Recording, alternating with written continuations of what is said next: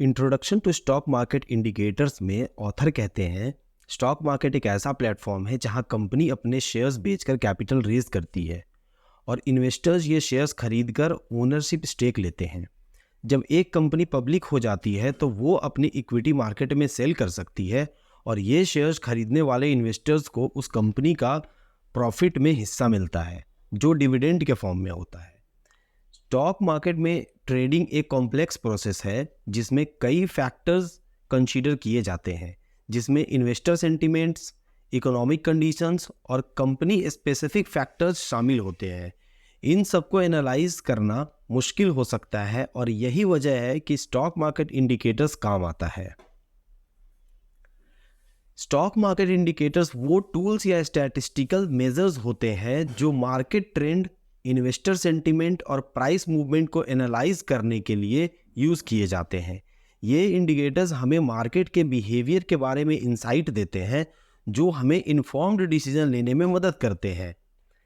Indicators को दो main category में डिवाइड किया जा सकता है, फंडामेंटल इंडिकेटर्स और टेक्निकल इंडिकेटर्स। फंडामेंटल इंडिकेटर्स के बारे में ऑथर कहते हैं कि ये इंडिकेटर्स कंपनी के फाइनेंशियल हेल्थ और वैल्यू को मेज़र करता है।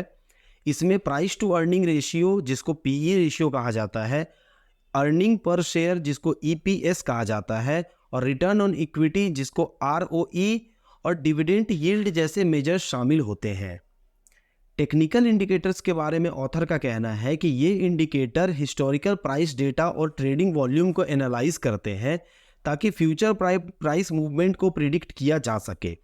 इसमें moving average, relative strength index RSI और moving average convergence divergence MACD जैसे टूल्स यूज होते हैं।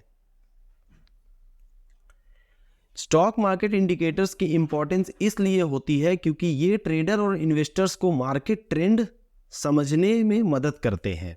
इंडिकेटर्स के बिना मार्केट मूवमेंट सिर्फ स्पेक्युलेटिव होता है और इन्वेस्टर्स अपने डिसीजंस मेकिंग में लगातार गलतियां कर सकते हैं।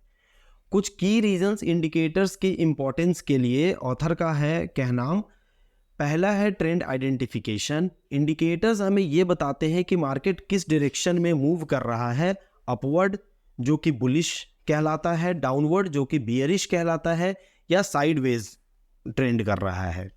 दूसरा है टाइमिंग द मार्केट। इंडिकेटर हमें मार्केट के एंट्री और एग्जिट पॉइंट के बारे में क्लूज देते हैं जो हमें बेटर टाइमिंग के साथ ट्रेड एग्जीक्यूट करने में हेल्प करता है।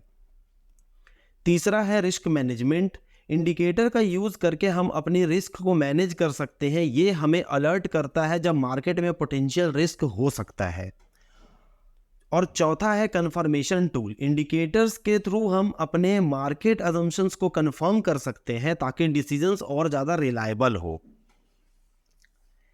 Types of stock market indicators के बारे में ऑथर का कहना है कि जैसा कि पहले बताया है, स्टॉक मार्केट इंडिकेटर को जनरली दो कैटेगरी में बनाया गया है, फंडामेंटल और टेक्निकल। लेकिन इसके अलावा और भी कैटेगरीज है जैसे वॉल्यूम बेस्ड इंडिकेटर। ये इंडिकेटर मार्केट के ट्रेडिंग वॉल्यूम पर फोकस करता है जिसमें ऑन बैलेंस वॉल्यूम OBV और एक्यूमुलेशन डिस्ट्रीब्यूशंस लाइन जैसे टूल्स इस्तेमाल होते हैं। सेंटिमेंट इंडिकेटर्स, ये इंडिकेटर्स मार्केट पार्टिसिपेंट्स के सेंटिमेंट को मेजर करता है जैसे volatility index, VIX, put call ratio etcetera.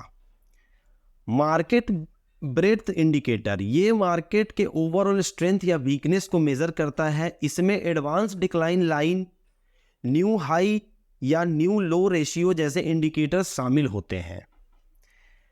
अगले चैप्टर में ऑथर फंडामेंटल इंडिकेटर्स का इन डेप्थ एनालिसिस करेंगे और दिखाएंगे कि ये इंडिकेटर्स आपको कैसे हेल्प कर सकती है identifying the strong companies to invest in. धन्यवाद।